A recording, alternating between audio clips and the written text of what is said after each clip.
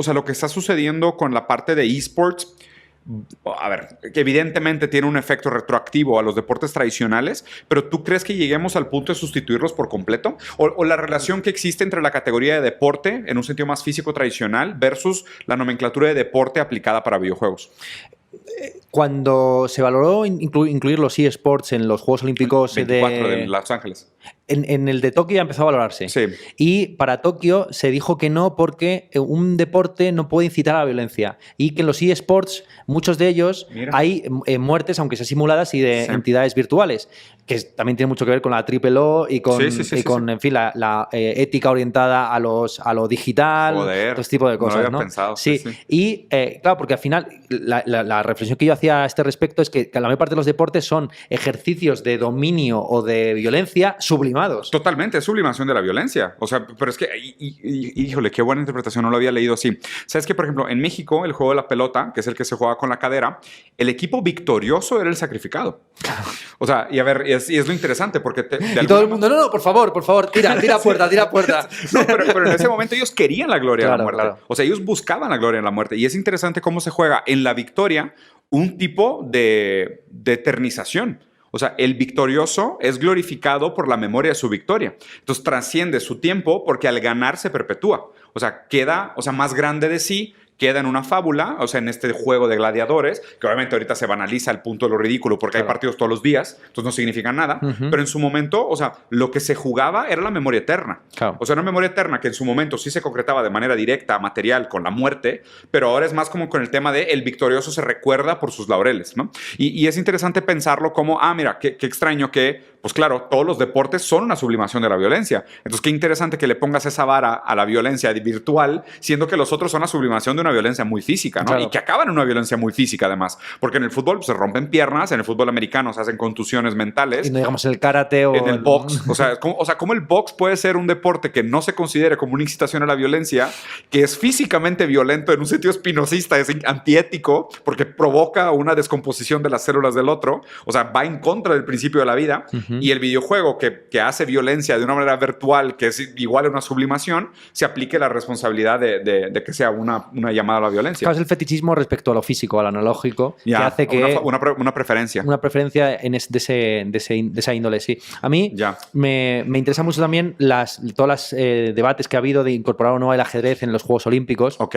Y ahora es que ahora ha habido un beef tremendo, el mayor escándalo probablemente de la historia del ajedrez, porque nunca el ajedrez ha sido tan popular como después del COVID. Sí. Y es que Magnus Carlsen, que lleva siendo campeón desde hace prácticamente como unos 10 años, se ha retirado de varias competiciones acusando implícitamente a Hans Niemann, otro jugador joven emergente, de estar haciendo trampas, ¿no?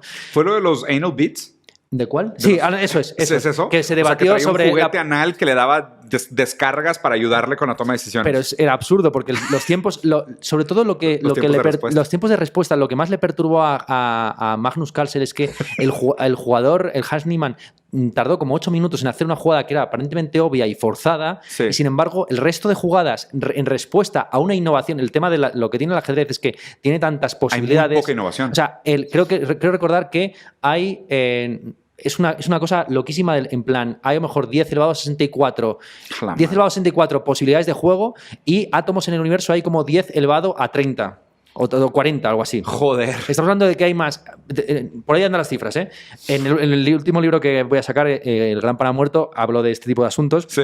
Y bueno, es que de manera célebre, el que inventó el ajedrez, cuando el rey le quiso, en fin, dar su premio, su recompensa, dijo: pues dame un grano de arroz por la primera casilla, 2 por la segunda, 4, 8 y así va exponencialmente. Claro, al final le debía el reino entero. No, creo que era algo así como la producción actual mundial de trigo durante 1000 años. Joder.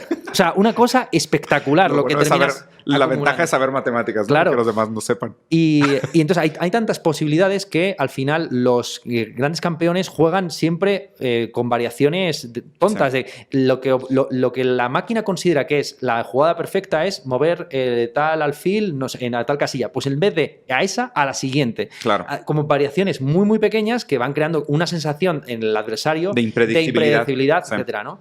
Y lo que le sorprendió a Magnus Carlsen Carlsen es que Hans Niemann, porque luego esto lo analizan, o sea, tiene unos comentadores y es una cosa... Brillante, sí. Claro, duran, a lo mejor las partidas, estamos hablando de 3 horas, una cosa, tienen montado un setup espectacular. Bueno, total, que Hans Niemann dijo que había estudiado una partida de Magnus Carlsen, pero nunca había jugado esa línea, esa variación. Estamos hablando de que Fischer, el mítico ajedrecista que ganó en Helsinki en el año 72, probablemente la partida de ajedrez más seguida de la historia, porque era más en plena Guerra Fría, el primer estadounidense que le gana a un ruso, soviético. Sí. Este se retiró del ajedrez diciendo que el ajedrez al final no era un arte, este es el asunto, porque era pura memorización. O sea, era algo puramente mecánico. Claro. Y volvemos a esto. Lo interesante del ajedrez es que es el primer deporte donde el mejor deportista ya no es un ser humano.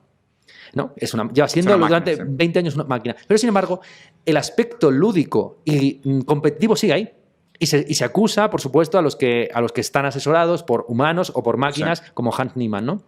Y esto es interesante, ya digo, para pensar la evolución de los eSports y para pensar en general el mundo de la competición y del arte en un contexto en el que están las amenazas de la sustitución de los artistas por las inteligencias artificiales, ¿no? Sí, claro. Yo soy muy escéptico con estas visiones, tanto las apocalípticas como las optimistas, de reemplazo y sustitución. Entonces, igual que no va a haber una sustitución de los artistas humanos por artistas digitales, igual que no ha habido una sustitución de los estas cosas humanos, del Dalí digital, el Dalí, etcétera, no, yo creo que no va a haber una sustitución del deporte físico por el digital. Ya. Van a vivir en sus universos. Van a convivir como están conviviendo actualmente el ebook con el libro impreso. Pero también, digo, a ver, sí, es interesante. Yo creo que también, o sea, son cosas de periodos, ¿no? O sea, probablemente durante un tiempo va a haber un cierto tipo de coexistencia y eventualmente, pues a través de algún mecanismo, ya sea mercado o planeación o lo que sea, pues se va a determinar cuál es el más eficiente, más necesario, el que mejor cumple. Pero lo interesante, por ejemplo, a mí también, siempre que hablo de deportes, acabo pensando en esta idea de, o sea, la cantidad de tiempo con la cual se rompía los récords de carrera, pues se han ido haciendo cada vez más pequeños. O sea, antes los récords mundiales se rompían por 1 o 2 segundos, luego a lo mejor por centésimos, y ahorita ya estamos en milésimos. O sea, ya los récords mundiales estamos llegando casi al límite de lo que es la capacidad física humana no modificada. O sea, como diciendo, pues lo máximo que te aguanta un tendón antes de romperse es una cantidad X de fuerza sobre la masa ejercida sobre el hueso, que como es un material compuesto de químicos y en partículas que entendemos, pues hay un límite para la velocidad que pueda producir un cuerpo con la resistencia del viento y demás. O sea, nos estamos acercando a ese límite máximo, pudiera serlo así. Pero poco a poco entran todas estas como transhumanistas de, oye, pues es que ahora llevas un short que tiene un material que tiene menos resistencia al viento o un tenis que te da un cierto nivel de resorte que ayuda, ¿sabes? Y ya casi las competencias se vuelve casi como la Fórmula 1, donde no es solo el piloto, el carro es pues, prácticamente más determinante que el piloto. Y en las competencias puramente humanas, ya los factores no humanos acaban siendo más determinantes que los factores humanos. Y ahí es donde para mí el deporte, a menos que lo hagamos desnudos, o sea, va a ser muy difícil de determinar una competencia justa.